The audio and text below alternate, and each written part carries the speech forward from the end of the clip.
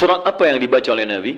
Secara singkat, ada tiga jenis surat yang umumnya dibacakan oleh Nabi SAW. Bismillahirrahmanirrahim. Ikhwas sekalian, saudara-saudariku, salat tahajud, seperti kami sampaikan di pertemuan lalu, adalah salat yang sangat penting. Ingat, kalau di pertemuan lalu kami sampaikan 4 keutamaan tahajud, hari ini saya tambahkan 2 dan 3 yang lain langsung dari Al-Quran. Ya, kemarin saya sampaikan 4 hal. 1, masih ingat Quran surah ke-17 ayat 79 sampai dengan 81 itu. Orang yang rajin tahajud akan mendapatkan 4 keutamaan yang tidak didapatkan oleh orang-orang yang tidak tahajud, sekalipun solat fardunya begitu khusyuk. Di antum solat fardu khusyuk, bagus, tapi nggak tahajud, nggak dapat 4 keutamaan itu. Ini sudah saya bahas panjang lebar di pertemuan lalu, saya hanya sebutkan cepat saja. 1, Allah akan mengangkat karir, pekerjaan atau aktivitasnya di tempat yang terbaik. Ya, jadi kalau antum misalnya pengusaha atau orang karir di kantor dan sebagainya, itu akan cenderung kemudian ditolong oleh Allah, diangkat ke tempat yang terbaik. Terbaik itu tidak harus puncak yang paling tinggi, direktur, tidak misalnya. Tapi tempat yang bisa membuat nyaman hidup Anda, sholat bisa nyaman, bergaul juga nyaman, dan tenang kehidupannya.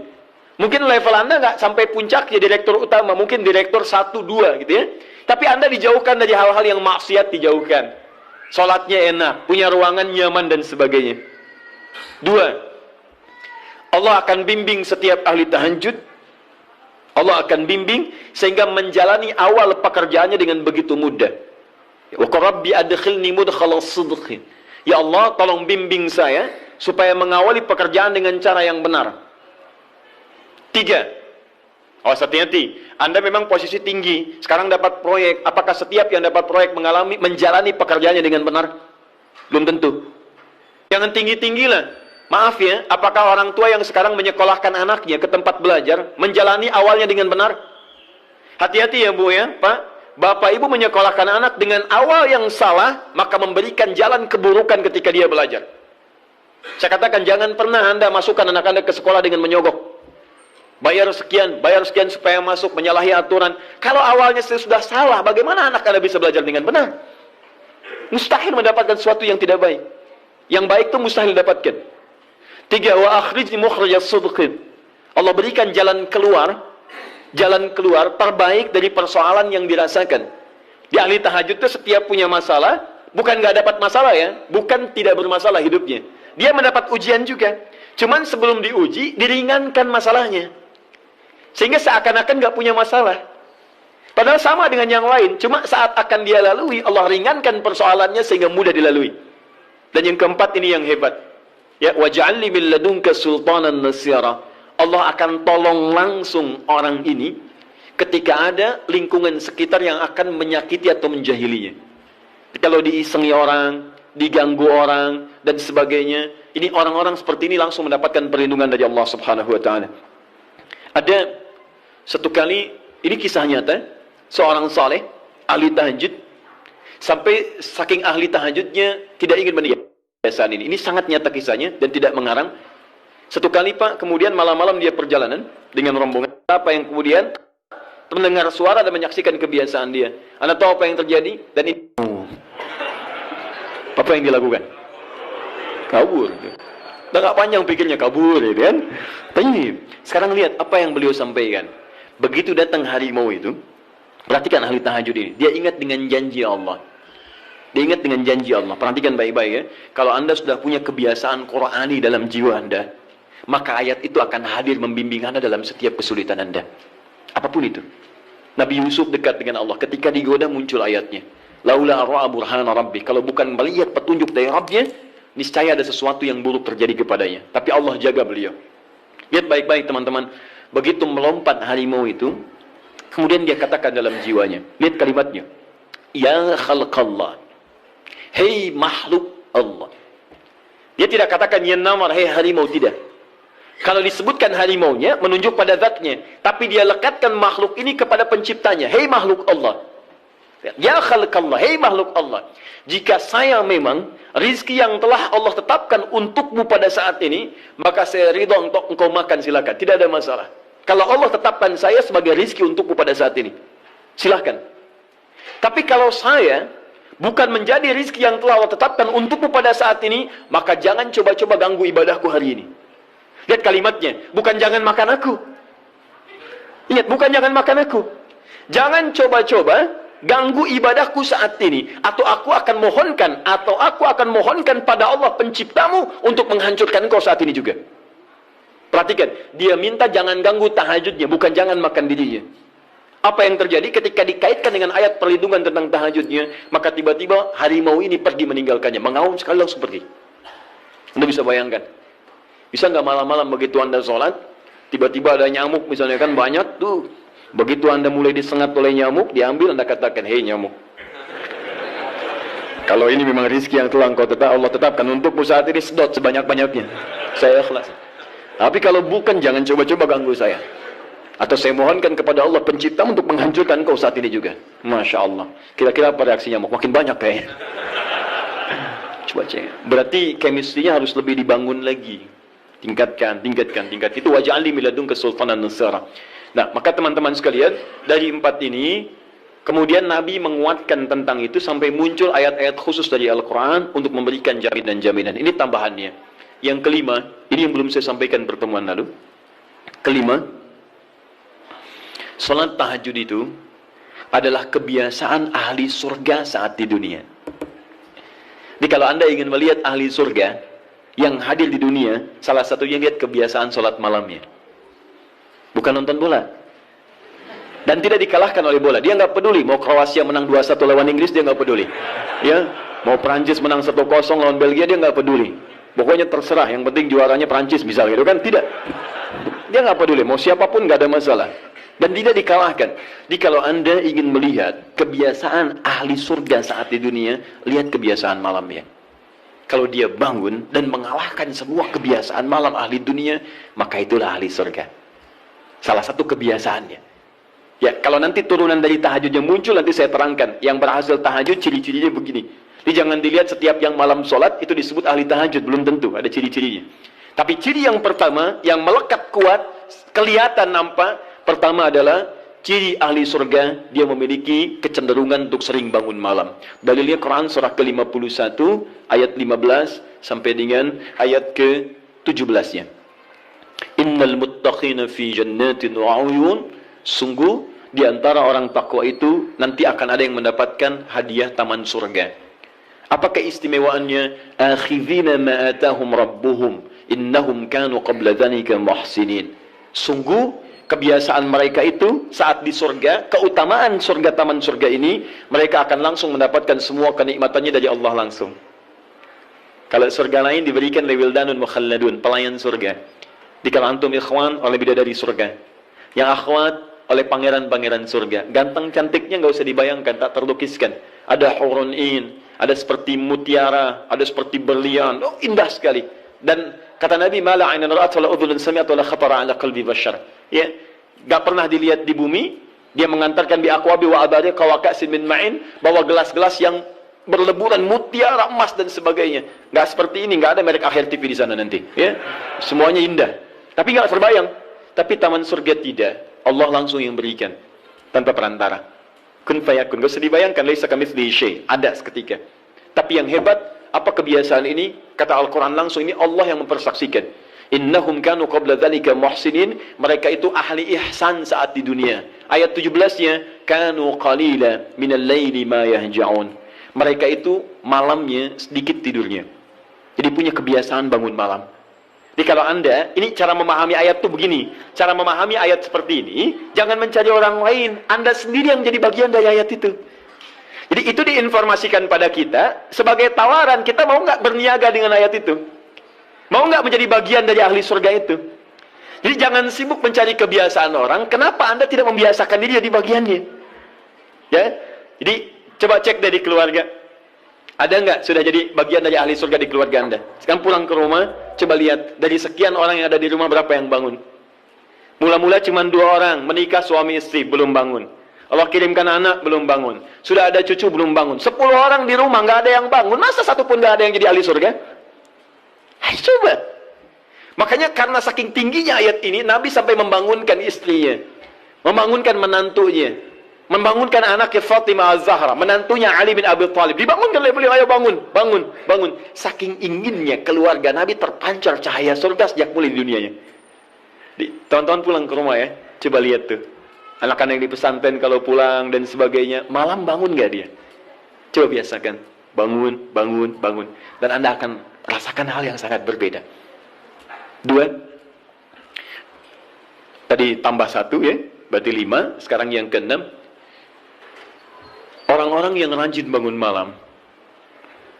Itu orang-orang yang mendapatkan pujian langsung dari Allah Subhanahu wa ta'ala.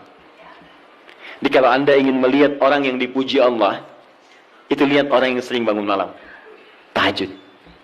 Di antara dalilnya, Quran surah ke-32, ayat ke-16. Tatajafa junubuhum 'anil madaji' yad'una rabbahum khawfan wa tam'a wa mimma razaqnahum yunfiqun. Setelah kita sujud itu, ayat sajadah, Allah terangkan. Itu indah sekali kaitannya. Nih, di antara orang sujud ini, ada yang lebih hebat lagi. Kalau Anda sholat subuh baca misalnya ayat sajadah, sujud. Allah terangkan. Di antara sifat orang yang rajin sujud ini, adalah orang-orang yang rajin tahajud. Tatajafa junubuhum 'anil madaji'. Mereka sering menghindari tempat tidur di malam harinya. Maksudnya apa? Rajin tahajudnya. Ada orang-orang yang dipuji oleh Allah Subhanahu wa ta'ala karena kebiasaan malamnya, dia menghindarkan diri dari tempat tidur. Maksudnya bukan nggak tidur. Rajin bangun malamnya. Rajin bangun malam. Bapak Ibu kurang apa lagi ya? Kalau ada orang dipuji misalnya saat di dunia, presiden memuji seseorang, artinya presiden menyukai dia. Artinya presiden menjamin kemudahan baginya. Kalau ada orang yang dipuji Allah, artinya Allah mencintai dia dan menjamin kemudahan dalam kehidupannya. Maka dekati orang-orang seperti ini. Saya sarankan kalau antum punya teman, ikhwan sekalian, sedang mabit misalnya, atau tugas dinas keluar. Tiba-tiba tengah malam di hotel dia bangun sholat, itu teman terbaik Anda. Saya katakan pada Anda, tandai orang ini dan dekati dia saat di kantor. Bangun ukhuwah dengannya, persahabatan dengannya. Maka ketika Anda mendekati orang-orang yang dipuji oleh Allah, maka Anda pun akan kedapatan bagian dari pujiannya. Karena mustahil orang yang dijaga oleh Allah mengajak Anda pada maksiat, itu mustahil. Mustahil.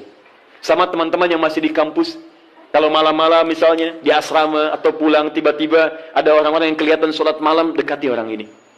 Jadilah bagian dari sahabatnya. Dan dengan itu, saya ajak, coba cek pasangan hidup Anda.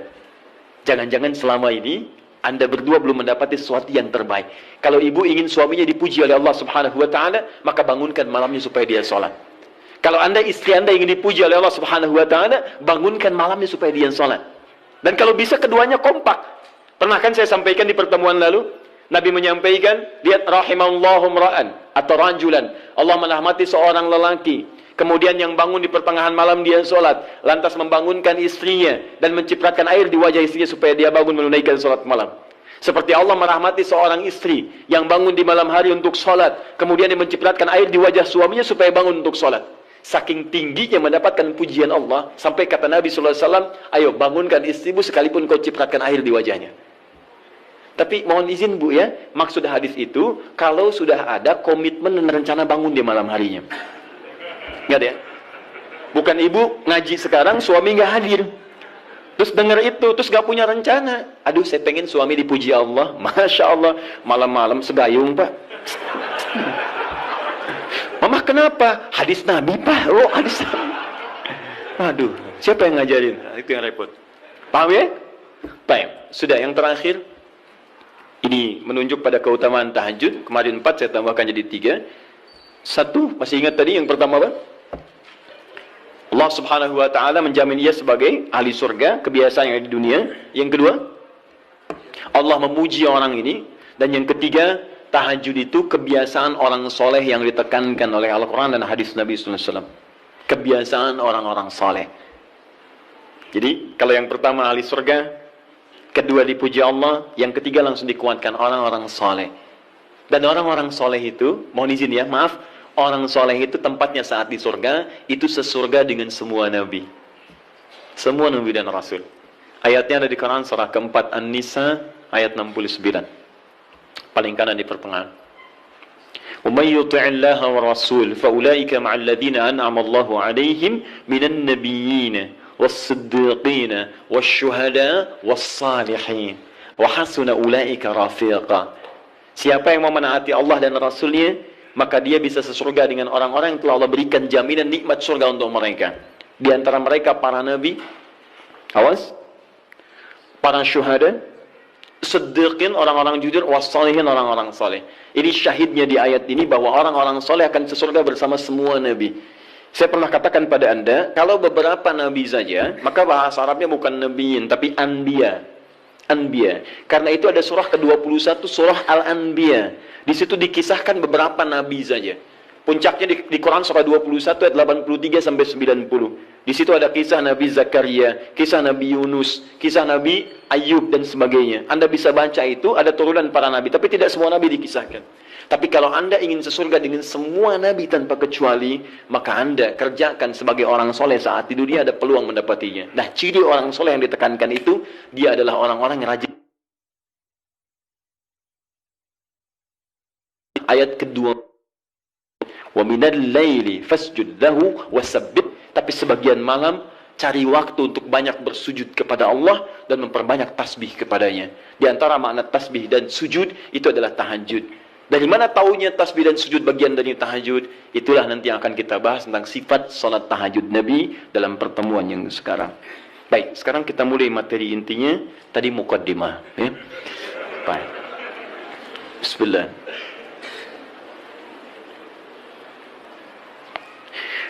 Bismillahirrahmanirrahim. Di pertemuan lalu kita telah bahas tentang jumlah rakaat salat malam. Kemudian di antara rakaat itu kita diberikan pilihan mana yang mau dipilih, silahkan, tidak ada masalah. Mau 11, mau 23, bahkan lebih daripada itu. Sekarang setelah diketahui jumlah rakaatnya, bagaimana cara menunaikannya?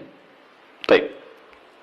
Hadis pertama, Abu Daud, nomor hadis 1369.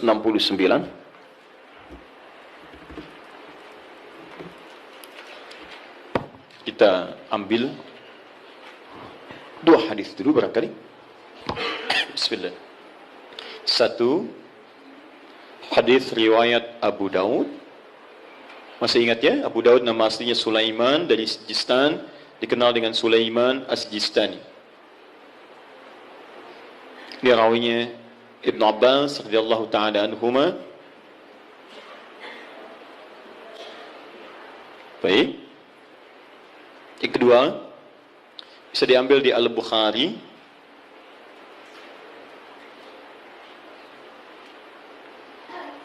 Nomor hadis dari 2008 bisa sampai 2012. Saya kasih jeda ke sini ke 2010-nya.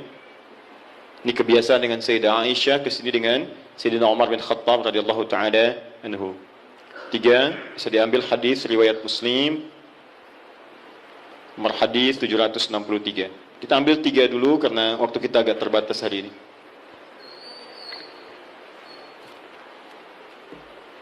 Baik, yang pertama kita lihat. Sekarang kita akan bicara tentang teknis atau cara menunaikan tahajud. Sifat pertama, apakah tahajud ditunaikan sendirian atau bagaimana bacaan tahajud Nabi sampai dengan ke salam. Ya, kita mulai bagian pertama. Bismillahirrahmanirrahim, tentang persoalan apakah salat tahajud ditunaikan sendiri atau berjamaah. Kita ambil hadis pertama di Abu Daud nomor hadis 1369. Hadis ini telah kami kopikan tentang dari awal pembahasan dan alhamdulillah saya hakul yakin sudah dibagikan, ya. Mungkin sebagian yang datang pada kesempatan ini ada yang belum mendapatinya. Mudah-mudahan nanti kita tampilkan kembali untuk bisa dipahami dengan baik. Singkatnya adalah ketika Nabi sallallahu alaihi wasallam menginap di rumah istri beliau Sayyidah Maimunah, kemudian Ibnu Abbas radhiyallahu taala anhuma juga ingin menginap di rumah Sayyidah Maimunah. Setelah itu tujuannya untuk mengetahui kebiasaan Nabi. Ini Bapak Ibu, maaf ya, kalau saya harus sampaikan permohonan maaf di awal, kebanyakan orang belajar hadis itu seringkali melewati muqaddimahnya, pengantar hadisnya.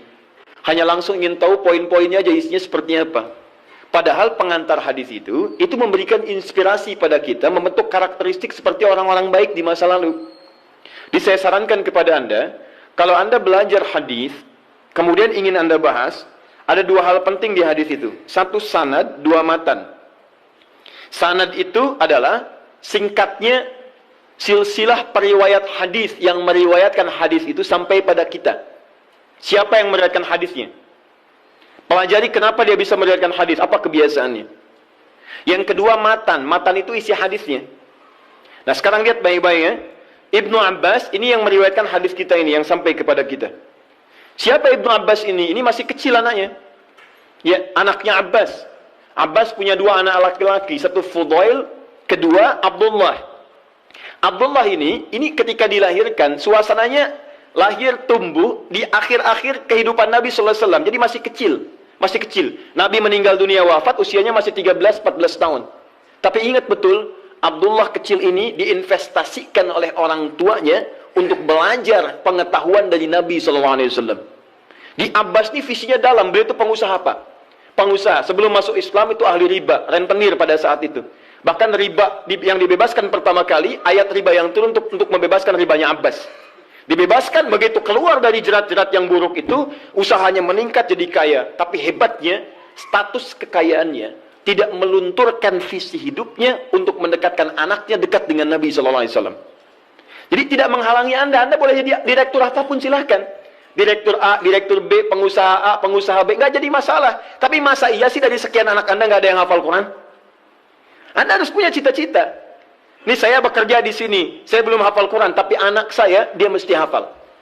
Anak Anda empatkan, yang pertama ini penghafal Quran, yang kedua ahli hadis, ketiga ahli tafsir, keempat ahli fiqih. Allahu Akbar. Begitu Anda mendapatkan kesulitan di rumah tentang hal tertentu, anak Anda solusinya di situ. Begitu mendapatkan masalah, kakak sini, apa ayatnya? Oh ini ayat, bla bla bla bla bla. Selesai. Masya Allah. Adik, hadisnya apa yang menguatkan ini? Ini ayat. Anmada kalau selesai. Selesai. Apa hukum fikihnya? Ini ayat. Masya Allah. Apa turunan tafsirnya? Ini abi. Masya Allah. Sudah. Ustaz nggak laku. Nggak lengkap di rumah. Ya. Nah ini disiapkan oleh Abbas, anak pertama saya. Karena dia sudah dewasa, maka saya hibahkan untuk membantu Nabi. Makanya banyak kisah tentang sirah Nabawiyah wafatnya Nabi, itu hanya berhenti wafat di pangkuan Sayyidah Aisyah. Berwudu, sholat, di pangkuan Sayyidah Aisyah wafat. Tapi siapakah yang membawakan air wudunya? Fudail, kakaknya Abdullah. Beliau yang bawakan air wudunya. Berwudu Nabi kemudian dengan bejana itu. Dan itu sampai berkhidmat pada Rasulullah sampai di akhir hidupnya. Tapi yang kecil ini, langsung dihadirkan nuansa cinta kepada Nabi untuk mempelajari bagian kesolehan dan pengetahuannya. Ini tandanya seperti ini. Maksudnya adalah, kata para ulama hadis, jika Anda memiliki anak-anak yang serupa, laki-laki atau yang sebagainya, kemudian menemukan orang-orang soleh sekitaran Anda, maka dekatkan anak itu kepada dirinya atau majlisnya. Hadirkan. Kami dulu waktu belajar terbiasa, di mana ada syekh, kita lazimi syekh itu. Sekalipun kami jadi pembantunya. Itu biasa. Bawakan tasnya. Begitu bawakan tas, di jalan kita tanya masalah hukum dan sebagainya. Kadang kami gorengkan makanan untuknya. Begitu digorengkan, selesai dihidangkan, itulah yang hadir dari lisan beliau.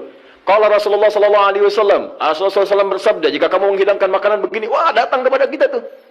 Diindah, jadi niat kita itu untuk belajar. Sama, ya dulu Ja'far As-Shadiq punya pembantu. Pembantunya sampai hafal Quran. Untuk memahami akhlaknya. Sampai tahu kebiasaannya. Tahu Anda kisahnya? Satu ketika kemudian datang seorang tamu, tiba-tiba dia bawakan air, begitu bawakan air terpleset, jatuhlah kemudian air itu, gelasnya kemudian airnya tumpah mengenai jubah tuannya. Begitu terkena jubahnya, wajahnya berubah. Dia tahu, kata pembantunya, Masya Allah, ini ahli surga nih. Ahli surga itu turun ayatnya. Quran surah Ali Imran surah ketiga, ayat 133 sampai 134. Kata pembantunya, wal kadhiminal ghaidha. Ahli surga sanggup menahan marah. Kata Ja'far, saya nggak marah. Pembantunya tahu, sekarang nggak marah, tapi mungkin belum tentu memaafkan. Teruskan ayatnya, wal afina 'anin nas. Dan Allah menyukai orang-orang memberikan maaf pada orang lain. Kata Ja'far, saya maafkan. Yang hebat yang ketiga, beliau tahu Ja'far punya kebiasaan untuk sedekah. 2000 dinar selalu ada dalam kantungnya. Kata pembantunya, Wallahu yuhibbul muhsinin. Dan Allah senang pada orang-orang yang berbuat baik. Kata Ja'far, dikeluarkan 2.000 dinar, saya berikan, sekarang kamu bebas, gak usah jadi pembantu saya lagi. Masya Allah. Luar biasa. Dan itu kisah-kisah itu banyak teman-teman. Anda bisa gali kisah-kisah yang bisa menguatkan iman kita. Jangan cuma cari bacaan-bacaan gak jelas. Itu ngapain? Main tik-tok, tik-tak, gak ada kerjaan. Itu apa gitu? Saya aja bingung, ada orang sampai ngerjain ini, saya nggak tahu itu apa gitu ya. Cuma lihat di berita kok, kenapa gitu. Dan nggak ada faedahnya, kenapa sih? Kenapa nggak cari tentang kisah-kisah soleh orang dulu, terus praktekkan di rumah, bisa menguatkan iman kita. Nah, salah satunya Ibnu Abbas, jadi Anda, maaf ya, kisah ini kita tarik sebagai inspirasi. Kalau Anda sudah berkeluarga, coba di antara sekian anak itu mesti disiapkan. Ini mau jadi apa, ini jadi apa. Dan ada kebanggaan di akhirat nanti. Misalnya nanti yang pakaikan mahkota kami di akhirat. Saat kami pulang menghadap Allah, siapkan, semua harus hafal Quran. Semua hafal Quran. Nanti spesifikasinya, ini ahlinya qiraat, ini hadisnya dan sebagainya. Ibnu Abbas disiapkan oleh orang tuanya, maka dia melazimi Nabi SAW, karena bagian dari keluarganya. Usia masih 3-4 tahun, datang ke rumah bibinya Maimunah, kemudian tidur di rumahnya, dan bangun saat di pertengahan malam. Kisah bangunnya sampai dengan wudhu sudah selesai, kita akan masuk kepada fase tahajudnya. Begitu Nabi malamnya akan sholat, maka Ibnu Abbas tiba-tiba masuk ke barisan, menjadi saf bagian dari Nabi, sholatlah di belakang Nabi sebagai makmum. Lihat ya, jadi Nabi sedang sholat, saya ilustrasikan ya, misal, ini sedang sholat, tiba-tiba Ibnu Abbas dari belakang ikut sholat sebagai makmum. Lantas ditarik oleh Nabi, disejajarkan oleh Nabi SAW dengan posisi beliau. Sejajar, tadinya di belakang begini, ditarik jadi sejajar begini. Paham? Disejajarkan seperti ini. Hadis ini sering digunakan dalil oleh teman-teman kita tentang kebolehan menyusun saf laki-laki dan perempuan dengan posisi sejajar bila imamnya satu dan makmumnya satu. Pernah dengar ada guru Anda mengajarkan, kalau ini posisi imam satu, maka makmumnya satu, boleh makmum dan imam posisi sejajar.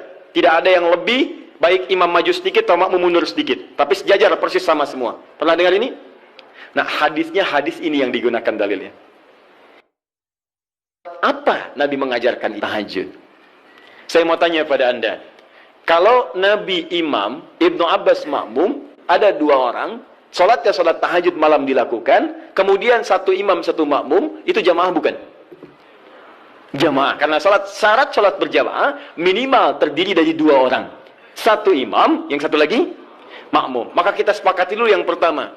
Yang pertama kita sepakati, dalam hadis ini ada petunjuk atau isyarat kebolehan menunaikan tahajud dengan berjamaah. Satu, bolehnya tahajud berjamaah. Nah. Awas, di sini ulama sepakat ya, awas hati-hati. Tidak ada yang tidak sepakat. Jadi kalau Anda yang tidak sepakat, Anda sendiri yang salah. Ya? Nabi mengerjakan, sahabat mengiyakan, ulama sepakat. Anda Nabi bukan, sahabat bukan, ulama juga belum. Anda tidak sepakat, Anda siapa? Ya? Baik. Cuma nanti perbedaannya, kapan kebolehan ini bisa berlaku. Hanya bedanya di situ saja nanti. Kalau jamaahnya sepakat boleh, tapi kapan dibolehkannya? Dalam suasana apa? Apakah dalam setiap waktu boleh berjamaah, atau dalam keadaan tertentu berjamaah? Paham ya? Tapi saya ingin katakan bahwa ada kasus Nabi pernah sholat malam, kemudian ada makmum di belakang, dan dibenarkan oleh Nabi. Kalaulah tahajud berjamaah itu dilarang, Nabi akan katakan, ngapain ikut sini, sebelah sana aja.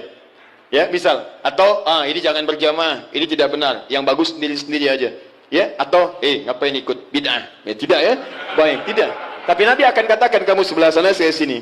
Tapi ketika Nabi tidak melarangnya, bahkan menarik dan menyejajarkan, ini menunjukkan ada kebolehan dalam sholat berjamaah yang dimaksudkan. Jelas sampai sini? Paham ya? Awas hati-hati, saya ingin luruskan dulu karena sebagian sahabat kita, teman-teman kita, menjadikan ini sebagai dalil bolehnya satu saf sejajar, tapi tidak pernah mengungkit sholat apa itu. Jadi Anda kan unik, Anda mengatakan boleh sejajar saf, makmum dengan imam. Kalau imam satu, makmum satu. Tapi Anda mengatakan tahajud gak boleh berjamaah, bid'ah. Padahal yang Anda gunakan dalilnya tentang dalil tahajud. Paham ya? Nah, jadi gini, kalau Anda cenderung pada satu pendapat, tidak apa-apa, tapi kita harus jujur menyampaikan informasi. Ya, jadi kalau beda dengan yang lain, tidak ada masalah sepanjang ada dalil. Ya, dan tidak usah mencela orang lain. Kita punya pilihan, boleh. Tapi jangan sampai pilihan kita kemudian menjelekkan orang lain. Itu yang tidak bagus. Jelas? Baik. Jadi celaan tinggalkan. Ibadah kerjakan. Itu yang dimaksud, ambil baiknya, tinggalkan buruknya. Dan tidak usah rame gitu kan. Nah, sini. Satu. Dalil kedua. Bismillah. Sayyidah Aisyah radhiyallahu taala anha. Diriwayatkan di Al-Bukhari dari nomor hadis 2008 sampai ke 2010-nya. 2012 untuk sahabat Umar bin Khattab radhiyallahu taala anhu. Jaa ashabu Rasulullah sallallahu alaihi wasallam. Datang beberapa orang sahabat Nabi sallallahu alaihi wasallam. Fahum Abdullah bin Mas'ud radhiyallahu taala anhu, Hudzaifah al-Yamani radhiyallahu taala anhu, wa Ubay bin Ka'ab radhiyallahu taala anhu. Baik, datang beberapa sahabat Nabi sallallahu alaihi wasallam, di antara mereka adalah sahabat Abdullah bin Mas'ud, kemudian Hudzaifah al-Yamani, kemudian Ubay bin Ka'ab radhiyallahu taala anhum jami'an. Fasa'alu Sayyidata Aisyah radhiyallahu taala anha. Mereka bertanya kepada Sayyidah Aisyah, semoga Allah meridai kepada beliau, an sifati salatin Nabi sallallahu alaihi wasallam, tentang sifat salat malamnya Nabi sallallahu alaihi wasallam. Faqalat, maka beliau menyampaikan, riwayatnya cukup panjang, ya. Maka yazidu fi Ramadan wala fi ghairihi ada 11 rakaat. Ya, sepanjang tinggal di rumah saya, sepanjang bersama saya, perhatikan cara menerjemahkannya. Sepanjang bersama saya perhatikan baik di Ramadan atau di luar Ramadan, beliau tidak pernah lebih dari 11 rakaat. Ya, jadi 11 rakaat di Ramadan, di luar Ramadan 11 rakaat. Tapi tolong catat baik-baik ya, cara menerjemahkannya sepanjang bersama saya. Sedangkan Nabi, istrinya tidak hanya Sayyidah Aisyah. Tadi saya katakan ada Sayyidah Maimunah, ada Sayyidah Zainab dan sebagainya. Dan di tempat lain Nabi pernah 13 rakaat. Seperti saya sampaikan di tempatnya Sayyidah Maimunah, Nabi 13 rakaat. Ada bahkan yang kurang dari itu, ada yang lebih daripada itu. Tapi di rumah Sayyidah Aisyah 11 rakaat. Dan ini telah tuntas di pertemuan lalu. Perhatikan, yusalli arba'an, kemudian beliau salat 4 rakaat. Thumma yusalli arba'an, kemudian 4 rakaat. Thumma yusalli thalathan. Beliau salat 4 rakaat dan 3 rakaat. 4, 3. 4 tambah 4, 8 tambah 3, 11. Ini seperti kesimpulan di pertemuan lalu, boleh kita menunaikan salat malam dengan 11 rakaat, formulasinya 4, 4, 3. Kalau Anda ingin 2, 2, 2, 2, ujungnya 1, boleh. Hadisnya telah saya sampaikan. Bahkan masih tertulis di Abu Dawud nomor hadis 1369. Jadi kalau 11, boleh gunakan 2, 2, 2, ujungnya 1. Atau kalau witirnya 3, kemudian 8 tambah 3. Atau 4, 4, 3. Selesai. Tapi pembahasan kita bukan di situ. Teruskan hadisnya. La tas'al an husnihinna wa tolihinna. Tapi jangan ditanyakan bagaimana panjang dan bagus bacaannya. Jangan ditanya. Maka setelah peristiwa itu, beberapa malam kemudian mereka mengikuti Nabi SAW, sholat di belakang Nabi SAW dalam kesempatan sholat malamnya. Dimulai dari Hudzaifah, dimulai dari kemudian Abdullah bin Mas'ud dan yang lainnya. Yang paling menarik, bahkan tersebut nanti di Al-Bukhari, bahkan di hadis Muslim, teman-teman sekalian, indah. Kata Hudzaifah, termasuk Abdullah bin Mas'ud, tidak ada sholat seindah sholat di belakang Nabi SAW. Tidak ada sholat seindah sholat di belakang Nabi SAW. Ini yang mereka kisahkan sholat malam. Kata Abdullah bin Mas'ud, Rasulullah SAW kemudian membaca 100 ayat Al-Baqarah pertama. Saya duga akan selesai, ternyata beliau lanjutkan. Yang paling menarik, lihat. Ketika beliau membaca ayat tasbih, maka beliau berhenti bertasbih terlebih dahulu. Ketika membaca ayat doa, maka beliau berhenti berdoa terlebih dahulu. Ketika kemudian sampai pada ayat-ayat perlindungan itu tentang berlindung dari neraka, dari azab dan sebagainya, maka beliau berhenti untuk berlindung kepada Allah dari semua keburukan itu dulu. Anda bisa bayangkan, nanti ketika masuk ke bacaan saya terangkan tentang makna ini. Tapi poinnya adalah, saya mau tanya pertama kali, 3 orang sahabat ini sholat di belakang Nabi dalam kesempatan sholat fardu atau sholat sunnah? Sunnah. Sholat sunnahnya siang atau malam? Malam. Malamnya tahajud atau bukan? Artinya, boleh kemudian dalil ini bahkan tersebut di kitab yang sangat sahih, hadisnya sahih, menunjukkan kebolehan menunaikan sholat tahajud secara berjamaah. Paham? Baik. Ini dalil yang kedua. Ini dalil yang kedua. Tapi bagaimana pemahaman ulama dalam menafsirkan kebolehan ini? Karena jangan tafsirkan oleh kita sendiri. Rujuk para ulama. Ibnu Majah nomor hadis 233. Innal ulama warathatul anbiya. Sungguh para ulama itu pewaris para nabi. Wa innal anbiya la yurithuna dirhaman wala dinaran, walakinnahum yurithuna al-ilma. Sedangkan para nabi tidak pernah mewariskan dinar dan dirham, mereka mewariskan pengetahuan. Artinya, kalau ada ilmu yang pernah disampaikan oleh nabi, maka kita harus merujuk pada pemahaman ulama. Bagaimana mereka menafsirkannya? Paham ya? Awas, dan ulama itu luar biasa. Mereka belajar puluhan tahun. Imam Al-Bukhari itu menulis Sahih Al-Bukhari 16 tahun. Sebagian di Mekah disempurnakan di Madinah. Lalu Anda menyimpulkan dalam 16 jam. Mustahil. Ya? Nah ini dalil-dalil tadi menunjukkan kebolehan solat berjamaah. Lantas bagaimana memahami tentang kisah-kisah tadi dalam kebolehan yang dimaksudkan? Maka ulama terbagi pada dua pendapat utama dari sini. Dan ini yang boleh kemudian kita amalkan dalam kehidupan. Satu,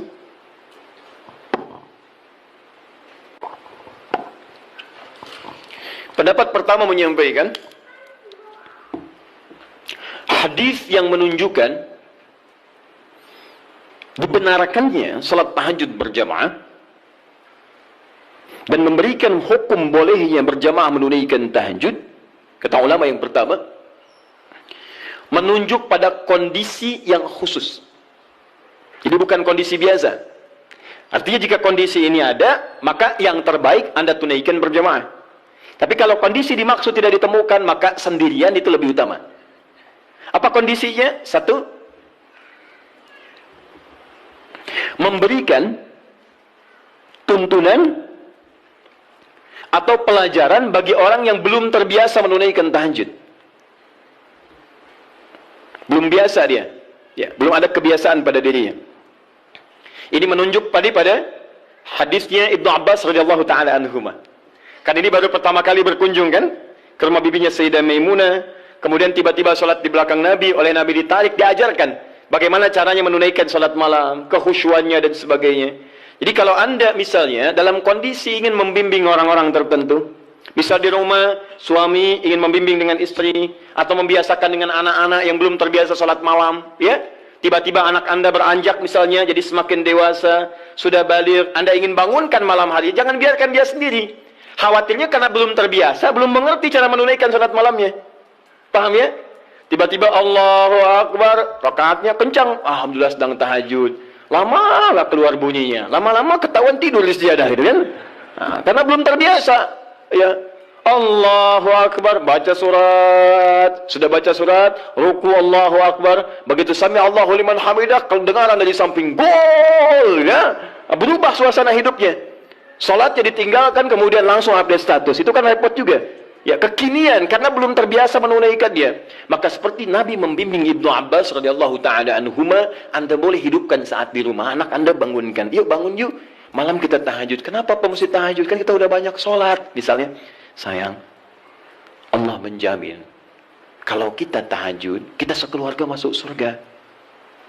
Allah sudah menjamin surga kita di dunia, tapi Allah belum menjamin surga kita di akhirat. Papa takut kalau di dunia kita bersama, di akhirat kita berpisah.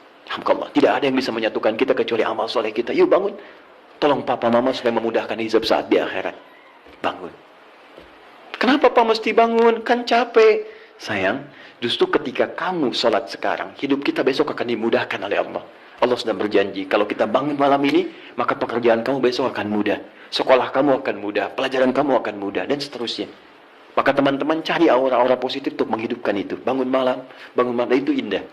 Itu indah. Guru di sekolah punya program misalnya, ya ada mabit, ada macam-macam, malamnya dibangunkan, boleh silakan cari imam bagus, kemudian hadirkan suasana malam, sholat itu boleh, sah, nggak ada masalah. Baik, dua, bukan dua yang bawahnya ya, dua yang masih poin satu. Jadi 1A tadi, jika ada suasana ingin membimbing kalangan tertentu atau orang-orang tertentu yang belum terbiasa menunaikan sholat malam. Dua, sudah? Dalam rangka melatih atau menghadirkan kekhusyuan, dalam rangka melatih atau menghadirkan kekhusyuan,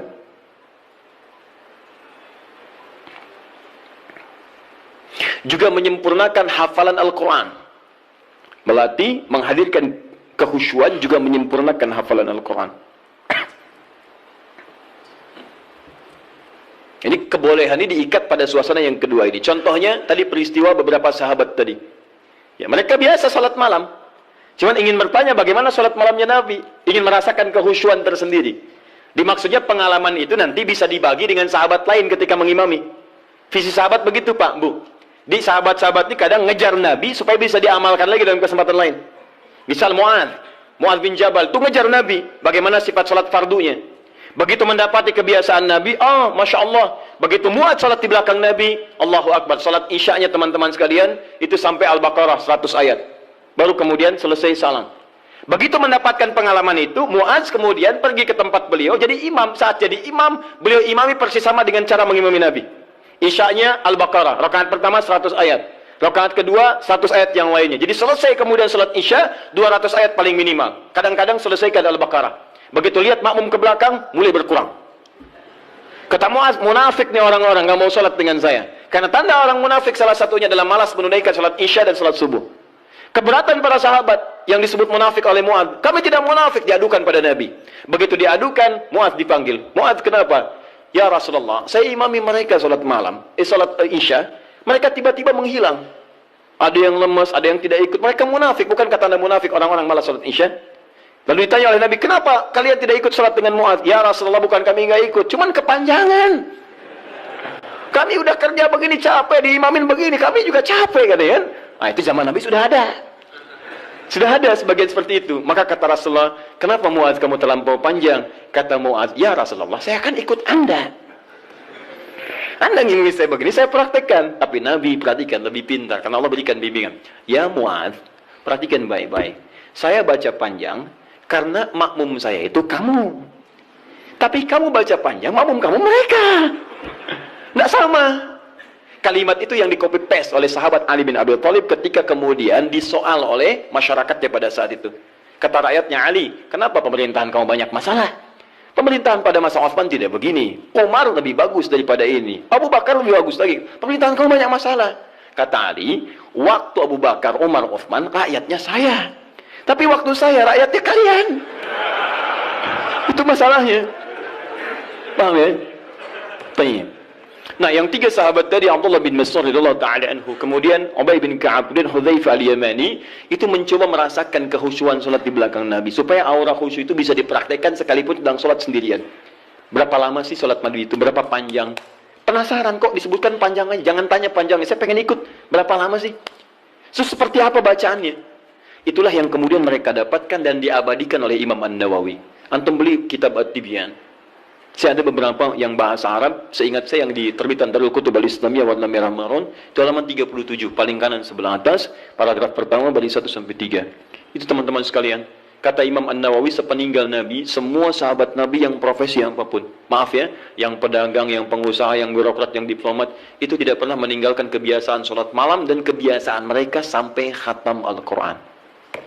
Salat malamnya. Uthman bin Affan, Tamim ad-Dari, Abdurrahman bin Auf dan sebagainya. Mereka orang-orang kaya, orang sukses, kaya. Abdurrahman bin Auf kapaknya terbuat dari emas, hartanya banyak, tapi tidak menghentikan kerinduannya untuk menunaikan tahajud. Antum sekaya apa dibandingkan beliau? Dan berapa kali dikalahkan oleh rasa kantuk dan yang lainnya. Orang kaya sekarang belum tentu ada yang kapaknya terbuat dari emas. Tanyakan Bill Gates, orang paling kaya sekarang. Istrinya Melinda Gates. Tanyakan, punya kapak nggak? Belum tentu punya. Minyak angin aja nggak punya, cap kapak ya. Jadi itu ya. Jadi kalau Anda ingin merasakan misalnya kehusyuan, kenikmatan sholat, Anda boleh malam datang, misalnya ada imam yang bagus, bacaannya indah, sehingga beberapa bagian tertentu terces lagi, ya enak, dapat imam bagus. Seperti saat Ramadan Anda mencari imam yang bagus, itu boleh. Ada kebiasaan-kebiasaan di teman-teman, terutama Masya Allah, anak-anak pesantren Hidayatullah itu. Demi Allah saya katakan, itu diantara kebiasaan mereka pada umumnya tidak pernah meninggalkan tahajud malam, terkhusus malam Jumat. Anak-anak itu tuh yang luar biasa. Jarang diekspos ya, tapi saya sampaikan supaya kita ikuti kebiasaan itu.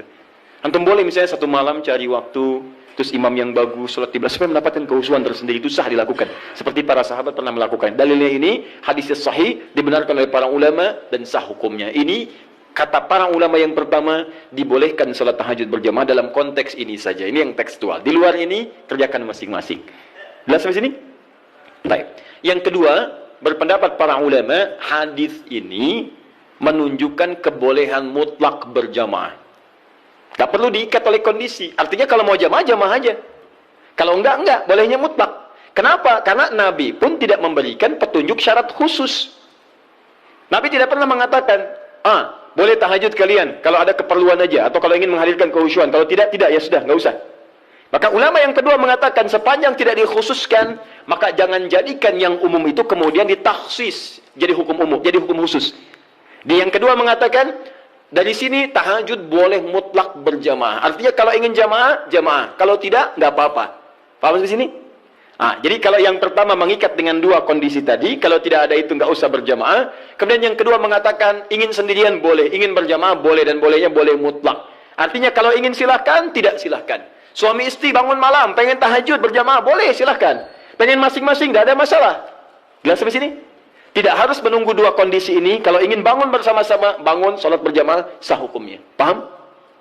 Dan dua hal ini tidak ada pertentangan. Masing-masing menghormati satu dengan yang lainnya. Hanya menunjukkan beberapa perbedaan saja dari sudut pandang pemahaman kepada dalil. Tapi dua-duanya sepakat bahwa tahajud boleh ditunaikan secara berjamaah. Paham? Baik. Kalau sendirian boleh? Tidak ada perbedaan pendapat di situ.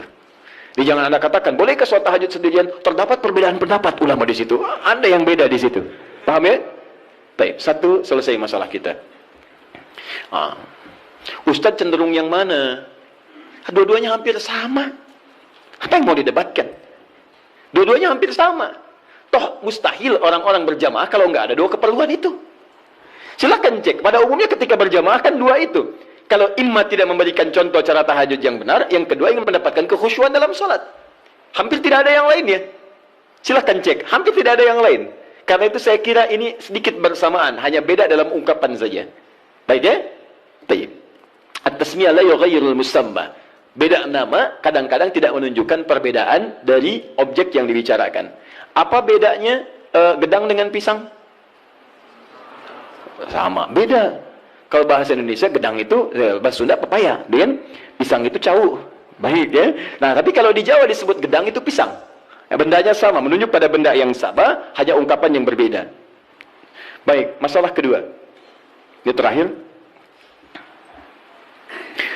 Apa bacaan yang biasa dibaca oleh Nabi dalam tahajudnya? Terutama surat apa yang beliau biasakan baca? Baik, saya mau mulai dulu. Kalau Al-Fatihah tidak akan saya bahas. Untuk iftitah, pembuka ringan, ada 12 doa iftitah. Iftitah atau istiftah? Iftitah. Baik, satu iftitah, dua istiftah. Satu atau dua yang benar? Yang satu angkat tangan. Yang dua? Anda maunya apa sebetulnya? Satu tidak, dua tidak. Baiklah. Alhamdulillah, hari ini spesial. Tulis sendiri, ngapus sendiri, terangkan sendiri, pilih sendiri. Baik. Ke atas saja ini. Satu iftitah. Dua istiftah. Ini istiftah. Satu atau dua? Satu yang ini ya. Baik, yang ini benar tidak? Baik. Kalau tidak tahu katakan Allahu a'lam. Baik. Dua-duanya benar tulisannya. Satu iftitah, dua istiftah. Benar tulisannya. Apa perbedaan keduanya? Satu iftitah itu lebih sedikit hurufnya dan lebih pendek bacaannya dibanding istiftah. Tidak percaya baca. Iftitah satu, dua istiftah. Lebih banyak mana hurufnya, satu atau dua? Dua. Panjang mana? Sekarang kita pakai menggunakan ilmu bahasanya, ilmu lughah. Kaidah berkata, ziyadatul mabna tadullu ala ziyadatil ma'na. Ketika hurufnya bertambah, maka menunjukkan maknanya pun lebih luas. Jadi kalau ada huruf lebih panjang, maka maknanya lebih panjang dibandingkan dengan yang hurufnya sedikit. Artinya kalau iftitah itu pembuka yang ringan, singkat, padat. Kalau istiftah, pembuka yang agak panjang. Kalimatnya lebih panjang dari yang pertama. Nah, Bapak Ibu sekalian, doa pembuka dalam sholat sebelum Al-Fatihah itu ada 12 jenis. 12 ragam. Ada yang pendek, ada yang panjang. Ada yang pendek. Ada a'udzubillahi samil alim minasyaitonir rajim min hamazihi wa nafthihi wa nafthihi. Sudah selesai. Allahu akbar kabira, alhamdulillah katsira, subhanallahi bukratan wa asila. Selesai. Awas hati-hati ya. Nanti kita belum hapus nih. Nanti kalau sudah saya katakan hapus, nanti insyaallah akan dihapus. Khair insyaallah. Semoga Allah ampuni dosa saya. Tulis lagi. Baik. Jadi kalau pendek ada Allahu akbar kabira, alhamdulillah katsira, subhanallahi bukratan wa asila. Ada. Yang panjang ada. Allahumma ba'id baini wa baina khataayaya kama ba'adta bainal masyriqi wal maghrib. Allahumma naqqi minal khataaya dan seterusnya. Misal ada lagi yang wajjahtu wajhiya lillazi fataras samawati wal ard dan seterusnya. Itu panjang. Ya. Allahumma ya rabb Jibril wa Mikail, itu panjang. Jadi kalau panjang disebutnya istiftah. Kalau pendek disebut iftitah. Itu penting dipahami dulu nanti, karena dalam kitab-kitab fiqih kadang disebut iftitah, kadang disebut istiftah. Kita mesti paham. Nah, sunnahnya di mana ini ditempatkan? Kapan baca yang iftitah pendek, kapan baca yang panjang? Maka saya sampaikan pada Anda, kebiasaan Nabi kalau beliau sholat dalam situasi yang sedang dikejar oleh aktivitas yang lain, misal safar atau kondisi mendesak, maka beliau tidak pernah membaca yang panjang-panjang, singkat. Allahu akbar kabira, alhamdulillah katsira, subhanallahi bukratan wa asila. Selesai. Kalau Anda baca wajah itu setelah itu artinya dua doa digabungkan jadi satu. Jelas ya? Tayyib. Kalau kemudian Anda bacakan a'udzubillahi samil alim minasyaitonir rajim min hamazati wa nafthihi wa nafthihi, selesai. Pendek, itu yang iftitah. Jadi kalau Anda dalam salat-salat di qasar, saat safar, jangan baca yang panjang-panjang. Salatnya aja di qasar, kenapa iftitahnya dipanjangin? Kadang bahkan enggak dibaca sama sekali. Kadang bahkan nggak dibaca sama sekali, seperti dalam salat tarawih, lebih pendek lagi. Lebih pendek lagi. Ya, jadi dan seterusnya. Di teman-teman itu penggunaannya. Kalau dalam salat-salat fardu baca yang menengah, Allahumma ba'id dan sebagainya. Tapi dalam salat malam, apalagi dalam salat sendirian, yang kekhusyuan terjadi antara pribadi dengan Allah, tersambung dengan Allah Subhanahu wa taala, maka Nabi seringkali memilih yang panjang dalam iftitahnya. Maka dipilihlah kemudian yang istiftah.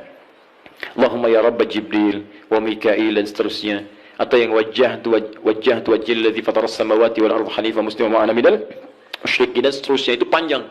Itu boleh. Bacakan, pilih yang paling panjang sehingga ada getaran-getaran pada jiwa, ada semacam warming up. Kita lebih tersambung dulu sebelum membaca surat-surat yang lainnya. Ini koreksi ya bagi diri saya pribadi dan juga pengingat bagi Bapak Ibu sekalian. Maaf sebesar-besarnya. Ada sindiran halus dalam Quran tapi begitu tajam maknanya. Umumnya orang sholat, bahkan ada yang tidak memahami apa yang dibaca dan dilakukan dalam sholatnya. Masalah kita sekarang, kenapa orang sholat itu menghadirkan kehusyuan? Karena umumnya, banyak orang yang masih belum paham apa yang dibaca dalam sholatnya. Bagaimana sholat kita bisa khusyuk kalau kita nggak ngerti apa yang dibaca? Saya mohon Bapak Ibu sekalian, cobalah dalam sepekan misalnya. Hari ini saya mau paham iftitah dulu. Supaya ketika saya paham, saya bacakan, ada getaran pada jiwa saya. Sahabat Abu Bakar saja, itu baru takbir Pak, takbir, itu sudah gemetar dan menangis. Baru Allahu Akbar. Dia begitu, fayaqulu, Abu Dawud hadis 857, fayaqulu Allahu Akbar. Maka saat takbir katakan Allahu Akbar. Beliau angkat tangannya mengatakan Allahu Akbar, sudah gemetaran menangis. Sampai ketika diminta jadi imam oleh Nabi, kata beliau, ya Rasul jangan saya pribadi yang cepat menangis, khawatir banyak nggak khusyuknya. Ya. Kenapa? Karena merasakan kalimatnya Allahu Akbar, Allah yang maha agung, maha besar. Beliau merasakan takut ketika bertakbir, merasa paling khusyuk sholatnya. Merasa paling hebat dibanding orang. Merasa paling luar biasa dibandingkan orang lain. Selevel sahabat Abu Bakar menemani kehidupan Nabi di dunia, berdampingan dengan Nabi di alam barzakhnya, itu saat sholatnya dalam masa hidupnya masih gemetaran tuh. Takut ketika sholat membawa sekecil, seatom, sevarah nilai dari kesombongan dalam kehidupan dunia. Bahkan takut dalam sholatnya pun diduga orang paling khusyuk, takut. Gemetaran sampai gemetar. Bisa nggak suasana itu? Bisa nggak gitu ya? Bisa Ustaz, subuh-subuh di puncak. Bahkan sebelum takbir sudah gemetar ya. Bukan itu yang diharapkan. Beda. Baik. Ya. Saya sangat yakin kalau Anda paham tentang bacaan-bacaan ini, itu akan beda suasananya. Misal, antum yang iftitah baca apa doanya? Allahumma ba'id, ya. Riwayat sahabat Abu Hurairah di Al-Bukhari. Paham nggak artinya? Saya beri contoh ya. Gini. Allahumma ba'id baini wa baina khataaya ya kama ba'adta baina al-masyriqi wal maghrib. Allahumma naqqini min al-khataaya kama yunqqa ath-thawb al-abyad min ad-danas. Allahumma ighsilni bil ma'i wath-thalji wal barad. Sekarang perhatikan maknanya. Anda paham ini saja, maka ada getaran tersendiri yang menghunjam dalam jiwa kita sehingga menghadirkan rasa kepasrahan yang sangat luar biasa. Perhatikan kalimatnya, saya contohkan dulu sebentar. Bismillah. Allahumma ba'id baini wa baina khatayaya. Saya tunjukkan dua kalimat saja. Satu ba'id, begini. Yang kedua khataya, ya. Khataya. Ya terakhirnya pendek, nggak panjang ya. Ya. Saya mulai yang ini dulu. Khataya, ya. Ini dua kalimat yang disatukan. Kalimat pertama, khataya, ini, keduanya plus ya, kecil. Khataya plus ya, pendek. Ya, disatukan. Kalau ini saya naikkan ke atas, saya tuliskan dulu begini, khataya.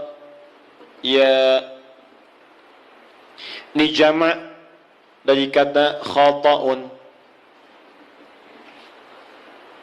Jama' ini ada dua. Satu akhta'un. Akhta'. Yang kedua khataya. Perhatikan.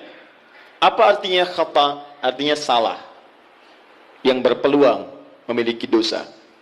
Khata, salah. Ada di antara kita yang tidak punya salah? Boleh angkat tangan? Saya langsung pulang. Ya, beliau lebih berhak menyampaikan tausiah. Tapi ada yang hari ini kesalahannya sedikit, yang banyak, sangat banyak, saking banyaknya nggak bisa angkat tangan, kan? Baik, sekarang ganti. Ada yang ingin masuk surga, boleh angkat tangan? Saya doakan dipercepat. Baik. Alhamdulillah. Baik. Yang surganya Firdaus boleh? Angkat tangan. Baik, ini info aja ya, info. Nabi Adam berbuat kesalahan sedikit sekali, sedikit. Nyicipin buah khuldi, keluar dari surga. Antum ngaku salah banyak, pengen masuk. Maka kita harus punya amalan lebih daripada apa yang pernah kita lakukan dari kesalahan. Khata ini salah, sekali salah. Kalau kesalahannya banyak, saya ilustrasikan begini. Kalau ingin mengukur kesalahan, jangan jauh-jauh dulu, tubuh kita dulu. Ini mata nih, mata. Hari ini aja, berapa kali salahnya? Salah lihat. Sudah ada istri, dilihat istri orang. Ibu juga begitu. Udah ada suami, dilihat suami orang. Kenapa suami saya nggak seperti ustadz ya? Suami ibu. Ya. Paham ya? Nah, itu baru mata, belum telinga, belum lisan, belum pikiran dan sebagainya. Paham ya? Nah, kalau kesalahannya jadi banyak, tapi masih bisa dihitung, itu akhta namanya. Akhta, salah, tapi masih terhitung. 1, 2, 3, 4, 10. Hari ini 50 salah. Ya Allah, berarti saya harus cari 50 amalan untuk menutup yang salah ini. Salah harus ditutup oleh soleh. Berarti saya harus mengerjakan amal soleh untuk menutup yang salah. Bagaimana caranya? Ingat, cari amalan yang cerdas ya. Cerdas. Yang amalan ringan tapi pahalanya banyak. Kalau kesalahan itu kan 1 kali salah dihitung 1 kan? Tapi kalau amalan kebaikan 1 dihitung berapa? 10. Cari lagi amalan yang berlipat seperti bacaan Quran. Bacaan Quran itu 1 hurufnya 10 kebaikan. Jadi begitu Anda melakukan tak sadar nih ada kesalahan nih 30 misalnya. Begitu Anda baca Quran, alif, lam, mim. Yang bukan dosa besar. Alif 1 huruf, lam 1 huruf, mim 1 huruf di hadis Nabi. At-Tirmidzi hadis 2910. Ya kan? Maka seketika yang kita nggak duga salah itu dihilangkan oleh Allah. Hilang. Makanya nggak baca Quran sehari itu rugi. Demi Allah rugi, saya katakan. Karena dia nggak sadar. Beberapa kesalahan dia tidak tergugurkan dalam kesehariannya itu. Coba kalau mau hitung-hitung. Aduh, saya salah 5 nih. Berarti harus saya tutup. Nun. Selesai. Bang. Itu orang hitungan. Balik sini. Tapi kalau Anda merasa seperti tadi, aduh nggak terhitung nih, banyak kesalahannya. Nggak bisa keukur. Maka rubah jamaknya menjadi jamaknya yang kathrah. Khataya. Jadi ada jam'ul qillah, jama' tapi masih bisa terhitung. Ada jam'ul kathrah di ilmu nahwu, jama' tapi sulit untuk dihitung saking banyaknya. Banyak. Rubah kalimatnya dari akhta jadi khataya. Paham? Nah, terus Anda ngaku, saya memang mengakui ya Allah banyak salah seperti tadi itu. Ngaku banyak. Mata salah, telinga salah, kaki salah, semua salah ya Allah. Saya ngaku banyak salahnya. Amal saya sedikit. Kalau Anda mengakui kesalahannya, tambahkan ya kecil di ujung kalimat khatayanya. Maka khataya, ya. Jadi kalau kalimat itu disatukan, khatayaya, maknanya saya mengakui saya banyak salahnya. Nah, kalau Anda ingin dihapuskan, dijauhkan dari kesalahan itu sejauh-jauhnya, maka sesuatu yang dijauhkan sejauh-jauhnya bahasa Arabnya ba'id. Ada tasydid ba'id, ada pakai alif ba'id. Kalau tasydid begini, ini di ilmu lugah ya, ba'id ada tasydidnya ini. Itu artinya jauhkan tapi masih kelihatan. Allah ya ba'id as-sa'an nih. Teman-teman tolong jauhkan jam itu dari saya. Anda jauhkan misalnya, tapi saya masih lihat, itu pakai tasydid ba'id. Tapi kalau sudah pakai alif ba'id, itu artinya jauhkan sejauh-jauhnya sampai saya nggak bisa lihat lagi. Perhatikan kalimatnya. Teman-teman, ketika Anda mengatakan Allahumma ba'id baini wa baina khataya ya kama ba'adta bainal masyriqi wal maghrib. Bagaimana cara menerjemahkannya? Ya Allah, saya akui di salat ini bahwa saya banyak berbuat salah. Saya akui ya Allah. Saya akui. Tapi saya mohon dengan sifat-Mu yang Maha Pengampun, tolong jauhkan saya dengan kesalahan-kesalahan ini sejauh-jauhnya. Saya nggak pengen lihat lagi sampai kiamat. Karena sekecil apapun kesalahan kita, itu akan ditampakkan. Man ya'mal mithqala dzarratin khairan yarah wa man ya'mal mithqala dzarratin syarran yarah. Yang baik ditampakkan, yang buruk pun diperlihatkan. Dia nak katakan dalam salat, saya ngaku saya salah ya Allah sebelum salat ini. Saya ngaku, saya banyak salahnya. Tapi Engkau Maha Pengampun, saya mohon ya Allah, jauhkan dari saya nggak pengen lihat lagi sampai kiamat, mohon ya Rabb. Jauhkan seperti Engkau jauhkan antara timur dengan barat yang tidak pernah bertemu. Maka saya pun tidak ingin bertemu lagi dengan kesalahan-kesalahan saya nanti. Itu poinnya. Makanya kalau Anda kaitkan lagi dengan tips salat khusyuk dalam Quran, kan di Quran itu, di Quran surah kedua, ayat 45 sampai 46, orang khusyuk itu merasa bahasa singkatnya, saat akan salat, mungkin itu salat terakhir bagi dia. Wa annahum ilaihi raji'un. Ya, dan mungkin saat itu dia akan kembali kepada Rabbnya. Makanya kata para ulama, kalau Anda ingin salatnya khusyuk, mungkin bayangkan saat itu, saat salat terakhir Anda, mungkin diwafatkan dalam keadaan sujud. Itu paling indah. Kita tidak menduga kapan dan suasana pada kita meninggal. Saya lihat beberapa hari ini dikirim video, Masya Allah, ada yang sedang berdiri, tiba-tiba merasa sesuatu, terus dia sujud, terus tidak bangun lagi. Dan kita tidak tahu dalam suasana apa kita akan wafat. Mau sholat meninggal dalam keadaan sujud? Nanti asar ya? Masya Allah. Sini belum selesai. Ini ya. Tapi, Masya Allah. Itu pun kalau meninggal, kalau tidak ya, bukan pilihan. Tapi kita bisa memilih dalam keadaan apa kita wafat. Kita tidak bisa mengetahui kapan kita wafat, tapi kita bisa menyiapkan diri dalam suasana apa kita wafat. Kata para ulama, kalau Anda ingin selalu baik, maka rasakan dan bayangkan saat terfikir berbuat maksiat, rasakan seketika Allah akan mewafatkan Anda pada saat itu. Maka demi Allah Anda akan dijaga dalam kebaikan. Antum kembali ke kantor sekarang, ada yang ngajak korupsi misalnya, disogok, bayangkan saat disogok Anda wafat. Apa tidak malu Anda ikut ta'lim, ikut ini, wafat dalam keadaan menerima sogokan? Ketika Anda ingin menghujat orang lain lewat tulisan, lewat kata-kata, bayangkan saat menghujat Anda diwafatkan.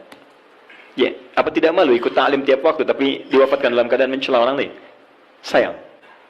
Nah, maka itu yang saya katakan, ba'id, Anda paham itu saja, satu saja, maka Anda rasakan, ya Allah saya banyak salah. Bagaimana kalau saat ini salat terakhir saya?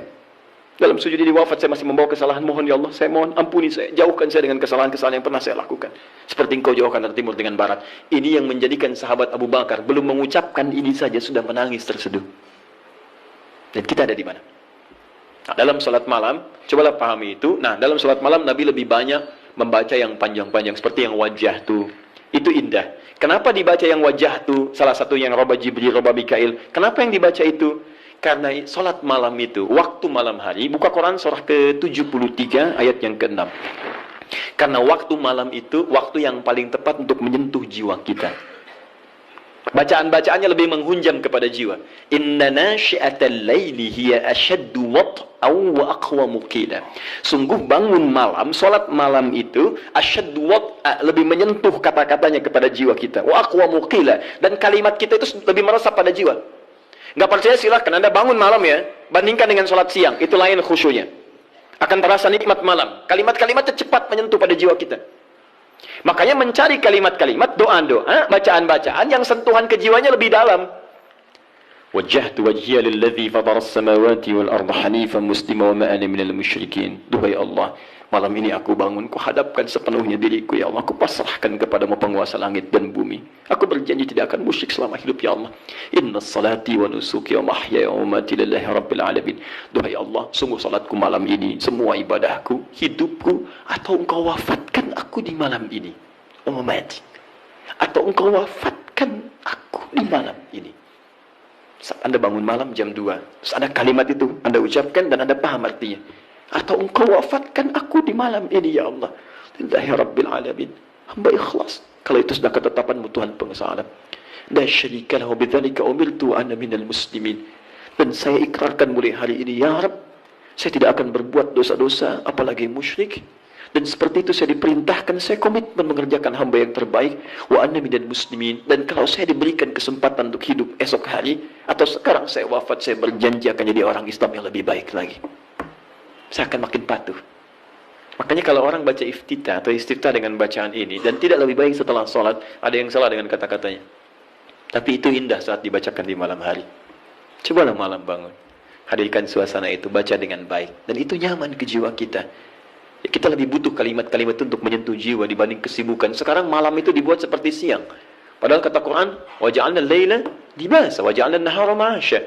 Malam itu kami desain kata Allah untuk istirahat. Siang untuk aktivitas. Sekarang orang dipaksa beraktivitas di malam hari. Ya, maaf ya, yang Piala Dunia itu mereka masih siang, kita yang nontonnya malam. Kita yang malam, mereka siang. Jadi kalau teman-teman Anda bisa memutar kembali apa yang Anda bisa lihat siang harinya, kenapa Anda korbankan waktu malam Anda?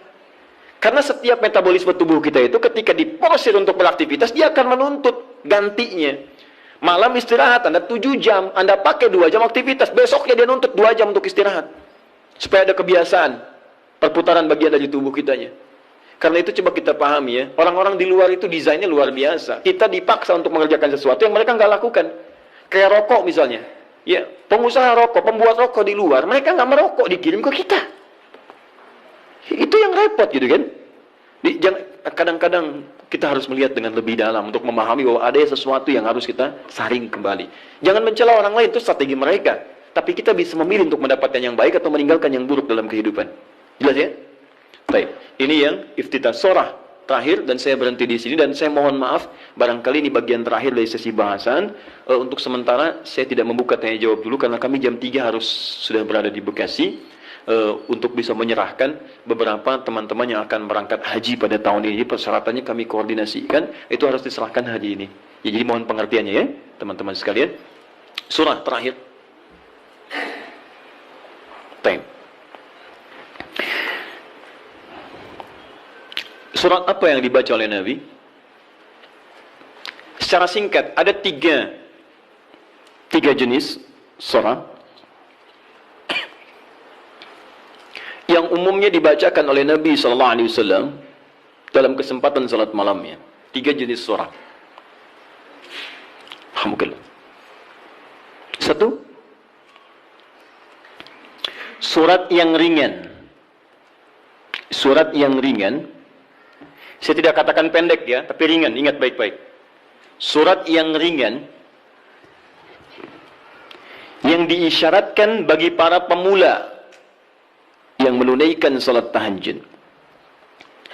Surat yang ringan yang diisyaratkan bagi para pemula dalam menunaikan salat tahajud. Contoh dalilnya Quran surah Al-Muzammil surah 73 ayat 20. Faqra'u ma tayassara minal Quran. Bacalah yang ringan-ringan dari Quran yang Anda hafalkan. Ringan. Ya. Berapa ringannya Nabi? 100 ayat Al-Baqarah. Tuh, sampai kaget di luar. 100 ayat. Kadang-kadang beliau baca 10 atau 11 ayat terakhir surah Ali Imran. Ya. Dalam satu rakaat. Jadi ukuran ringannya bisa relatif. Ya, ringan bagi Nabi, belum tentu ringan bagi kita. Tapi prinsipnya, cari yang ringan. Misal begini, tadi kan, maaf ya, ibu bapak, Nabi kan tadi pernah sholat, di belakangnya ada sahabat kecil, namanya siapa? Masih ingat? Ibnu Abbas. Itu kan masih kecil, balik aja belum. Ya, mau dinaikkan surat yang panjang, susah. Makanya dibaca yang ringan. Pada saat itu, riwayat yang muncul ketika sholat di belakangnya Ibnu Abbas, itu Ali Imran, 10 ayat terakhir. Ya, bahkan dari 11 ayat terakhir, yang inna fi khalqis samawati wal ard, dan sampai ujung ayatnya. Ya, ringan. Maka dari itu ketika Anda misal mendidik anak salat malam, bangkit di malam hari tiba-tiba dia ikut, jangan baca yang panjang-panjang. Anak Anda 5 tahun bangun, lihat Anda salat, mama salat, pengen ikut, Allahu Akbar. Ya Allah, alhamdulillah anak saya ikut, mumpung ikut Al-Baqarah. Akhirnya kesan pertama bagi dia, salat malam itu sulit. Di begitu Anda melihat anak Anda ikut misalnya yang kecil, atau misalnya yang besar tapi belum biasa berdiri lama, peringan salatnya, wadduha.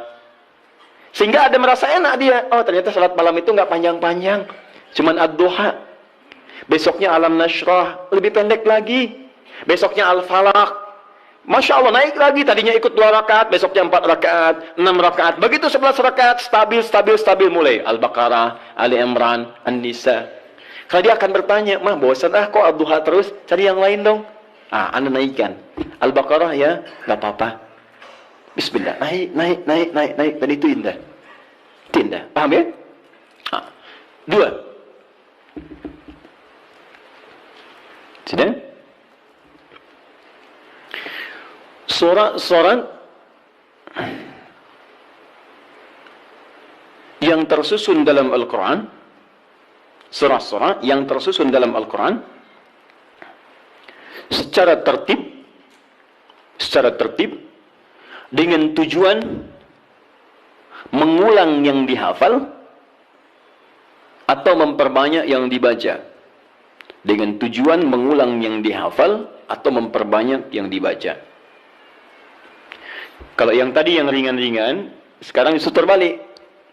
Panjang. Jadi panjangnya ini diurutkan. Jadi kalau ada yang sudah hafal Quran, maaf ya, sudah hafal, maka jangan tinggalkan tahajud. Jadi penghafal Quran itu nggak meninggalkan tahajud. Nah dalam tahajudnya, dia mendesain salatnya itu untuk mengulang hafalan. Itu yang dikerjakan para sahabat. Bahkan ada yang semalam 30 juz. Ada yang semalam misalnya 1 juz dulu. Saya target 30 malam, bisa 30 juz. Tiap malam 1 juz. Boleh. Silahkan. Sekarang Al-Baqarah juz pertama. Ya, dari Al-Fatihah sampai Al-Baqarah 141. Misalkan. Kemudian malam keduanya 142 sampai 253. Teruskan lagi. 252. Selanjutnya 253 sampai Ali Imran. Terus. An-Nisa. Sampai 30 malam, 30 juz dia selesai. Itu boleh. Ya. Atau misalnya malam, semalam 5 juz. Boleh. Karena itu dia. Jadi kalau Anda sudah terbiasa menghafal Quran, sehari bisa 5 juz, Bu, Pak. Ya, mengulangnya itu. Mengulang. Usahakan ulang. Jadi, subuh 1 juz, zuhur 1 juz, asar 1 juz, maghrib 1 juz, isya 1 juz. Kalau tidak mau capek dibagi 2, setengah juz sebelum subuh, setengah juz setelah subuh. Terus, sehari 5 juz, mulai hari Sabtu. Hari Ahad 10 juz, Senin 15 juz, Selasa 20 juz, Rabu 25 juz, Kamis 30 juz, Jumat berdoa kepada Allah. Khusus berdoa, tidak mengulang. Jumat itu doa minta ya Allah, Engkau minta salat, saya salat, Engkau minta menghafal, saya menghafal, Engkau minta mengulang, saya mengulang, Engkau minta berdoa, sekarang saya bermohon kepadamu ya Rabb. Kalau saya sudah salat, saya sudah berinfak, sudah menghafal Quran, belum Engkau kabulkan juga, maka mohon tunjukkan pada saya dengan cara apa lagi saya mesti bermohon kepadamu. Maka doa penghafal Quran ketika dia bisa khatamkan dalam 6 hari itu, Jumatnya mubarakah untuk dia. Itu yang disebut oleh orang Arab Jum'ah mubarakah, Jum'ah mubarakah. Semoga Allah turunkan keberkahan. Nanti yang Anda hafalkan sampai Isya itu diulang, malamnya pakai dalam tahajud. 5 juz dibagi misalnya 10 rakaat, ya. 1 juznya, 1 rakaatnya setengah juz. Rakaat terakhir witir misalnya, ya. Atau silahkan bagi ke 23 rakaat atau yang lainnya. Intinya adalah silahkan ulang-ulang hafalan atau sengaja untuk memperbanyak bacaan di malam hari. Anda hafal Al-Baqarah, pengen dipakai tahajud, boleh. Ya, Al-Baqarah 86 ayat bagi 11 misalnya rakaat, silahkan, sah. Untuk memperbanyak dan mengulang bacaan. Paham? 3. Ini jenis yang terakhir. Dan ini yang sangat jarang dilakukan. Padahal Nabi itu banyak disebutkan dalam riwayat sering mencontohkan ini. Memilih surah-surah yang sesuai dengan keperluan Anda. Kebutuhan Anda. Memilih surah-surah yang sesuai dengan kebutuhan Anda. Keperluan Anda. Tadi saya katakan di awal, semua surah Al-Quran itu adalah didesain sebagai pedoman hidup kita. Jadi semua masalah kita solusinya ada di situ. Saya pernah bacakan di awal jumpa kita banyak ayat di Quran tentang hidup kita. Nah, kenapa Anda saat malam tidak bermohon kepada Allah lewat salat Anda? Maaf teman-teman, Bapak Ibu sekalian, dengan membaca surah yang terkait dengan kebutuhan Anda. Misal, Anda yang sedang mencari nafkah, kenapa tidak baca ayat-ayat tentang nafkah di Quran? Minta dimudahkan, kan ada. Di Al-Baqarah 168, Al-Baqarah 172, Al-A'raf ayat ke-96 misalnya. Tentang rezeki di Quran surah 51 ayat ke-22 misalnya. Ada semua. Anda yang sedang kesulitan misalnya di rumah dan sebagainya, kenapa nggak baca ayat-ayat tentang kemudahan?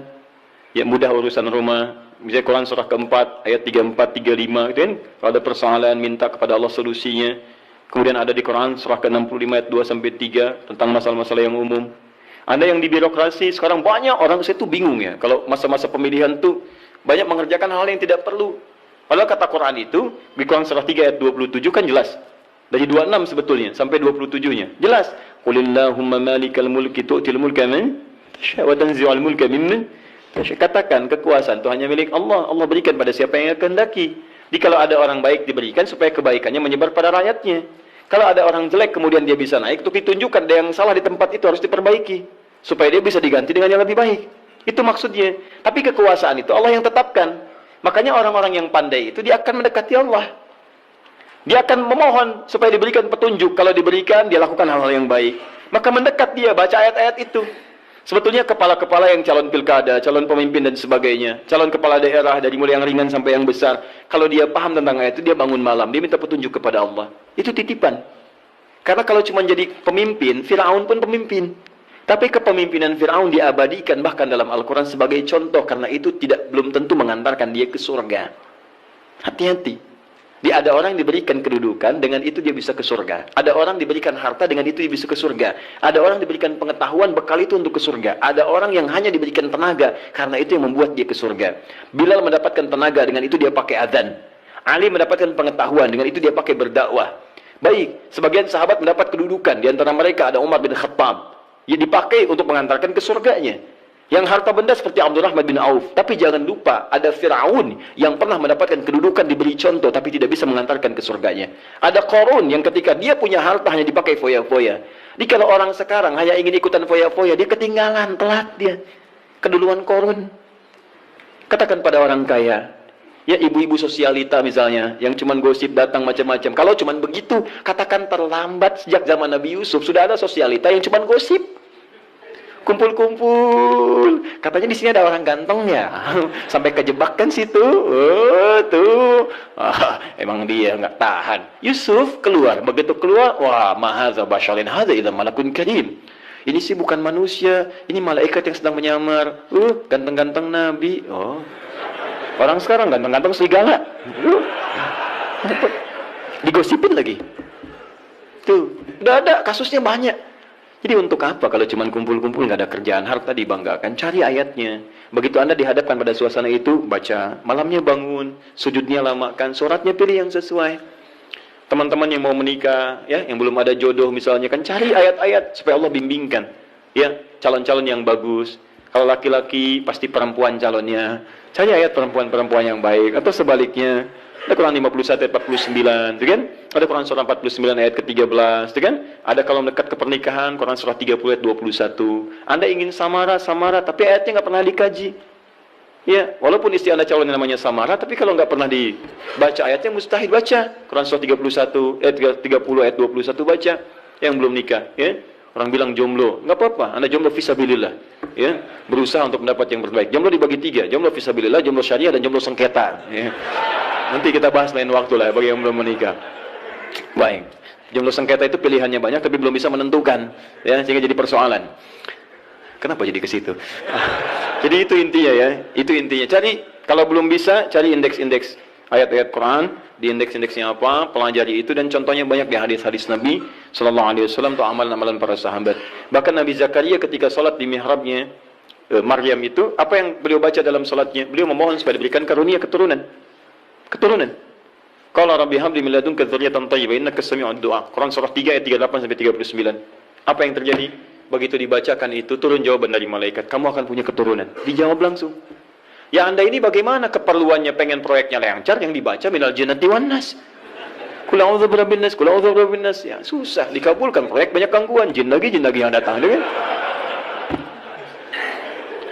Sudah ya? Cukup dulu ya? Sekira cukup dulu untuk hari ini pembuka. Nanti saya tidak bisa berjanji, tapi saya mengusahakan sebaik yang saya bisa lakukan. Pertama, untuk pertemuan yang akan datang, kemungkinan, wallahu a'lam, tapi nampaknya kami akan berangkat tahun ini untuk berhaji dengan beberapa rombongan para penghafal Quran. Mohon doa semoga dilancarkan, semuanya baik. Tapi tentunya dengan kepergian dan keberangkatan kami, artinya itu barangkali akan menjadikan pertemuan kita sesi di bulan depan, barangkali untuk sementara kita berlibur. Tapi libur itu bukan berarti kosong dari taklim, karena saya akan berikan PR pada Anda yang akan saya cek di pertemuan setelah saya pulang dari haji.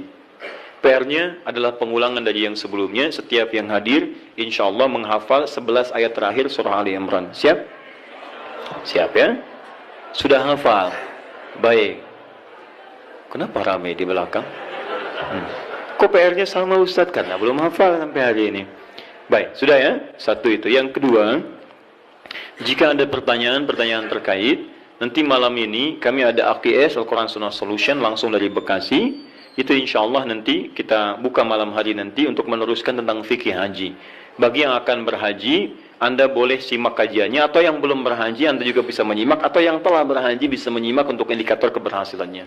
Nah, kemudian berita yang ketiga, insya Allah kami akan mengadakan manasik akbar bagi siapapun yang ingin belajar tentang manasik haji. Bagi yang sudah, yang akan berangkat, atau yang belum. Kemungkinan waktunya Sabtu yang akan datang lagi, tanggal 21 pagi hari. Ya, nanti kami akan update kembali waktunya. Tempatnya di Bekasi, kami siapkan miniatur dan seterusnya. Yang terakhir ini yang paling penting, kami sudah siapkan, insya Allah kita sedang menyiapkan betul, mungkin tanggal yang sesuai kami akan launching tentang syiar Al-Quran. Kami akan membuka pusat Al-Quran yang namanya At-Taisir Learning Center, pusatnya di Bekasi. Tapi nanti kami akan membuka kesempatan bagi teman-teman sekalian, termasuk pemirsa dimanapun Anda berada, di seluruh wilayah Indonesia, bahkan di luar negeri, jika ingin membuka kemudian dari turunan-turunan itu, komunitas misalnya yang tersambung ke tempat kami, itu silahkan kami perkenankan, nanti kami kirimkan silabusnya, bahan pendidikannya, dan juga turunan-turunan mushafnya.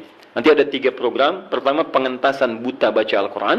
Mushafnya kami siapkan, tahun ini kami cetak 125.000 mushaf. Kemudian yang kedua, ada untuk pendalaman makna Al-Quran, bahkan dari perkata, kami juga cetak 125.000 eksemplar. Dan yang ketiga, untuk menghafalkan Qurannya dengan metode At-Taisir. Kita akan kemudian korelasikan dan lingkarkan ke seluruh wilayah-wilayah khususnya di Indonesia. Nanti teman-teman yang siap untuk ikut, nanti boleh nanti buka komunitas saja. Tempatnya nggak usah diwakafkan. Anda aja yang rawat itu semua. Nanti kita linkkan ke tempat kami, kita kirimkan kurikulum dan kita berikan pelatihan-pelatihan.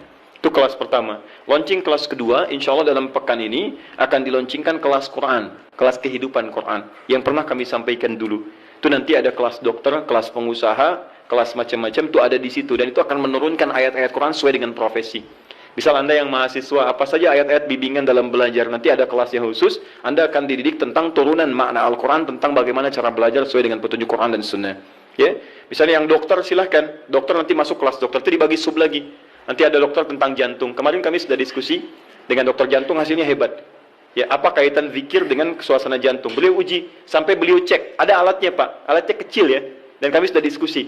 Jadi beda. Bahkan beliau cek lintas agama. Ada yang dicek misalnya agama A, agama B, agama C, dan luar biasa. Begitu yang lain diminta untuk beribadah menurut kepercayaannya, itu tidak mencapai tingkat standar dalam tingkat ketenangan hati. Dicek hatinya, dadinya, macam-macam. Tapi ketika seseorang sholat, itu melebihi standar dari yang telah ditetapkan dari aspek ketenangan pada jiwa. Nanti akan digali. Dokter mata misalnya, bagaimana petunjuk mata di Quran? Saya pernah nanya dokter mata, dok, apa ukuran mata yang sehat? Diskusi ya, teman-teman. Oh, Ustaz, kalau matanya bagus, jelas, tidak ada bayangan, tidak ada penghalang, itu sehat.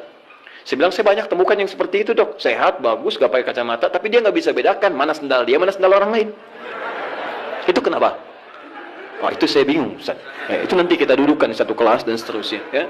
Nanti yang seperti itulah ya. Mudah-mudahan saat memberikan resep, tidak hanya diberikan minum obat ini, tapi dia katakan Quran surah sekian, ayat sekian. Baca lagi. Itu yang kami sampaikan. Kalau ada benar, itu semua dari Allah sebagai titipan, sebagai petunjuk kebenaran Rasulullah SAW. Kalau ada yang salah, itu mutlak dari saya pribadi. Anda boleh sampaikan untuk saya, kemudian perbaiki dengan segala kerendahan hati. Kalau menemukan kesalahan, cukup ditinggalkan, ambil pendapat ustaz lain yang lebih baik. Tapi kalau Anda menemukan kebaikan, silahkan amalkan, karena Allah sedang mencintai Anda untuk menjadi pribadi yang lebih baik. Jika Anda belum sempat berlomba dengan orang soleh, untuk meningkatkan ketaatan, maka berlombalah dengan para pendosa untuk bertobat dan beristighfar kepada Allah Subhanahu wa taala. Saya mohon pamit dan mohon izin saya diberikan kelapangan untuk menuju kendaraan supaya mudah sampai ke tujuan karena kami sangat ditunggu pada hari ini. Subhanakallahumma wa bihamdika asyhadu an la ilaha illa anta astaghfiruka wa atubu ilaik. Wa akhiru da'wana alhamdulillahi rabbil alamin wal 'afwu minkum. Assalamualaikum warahmatullahi wabarakatuh.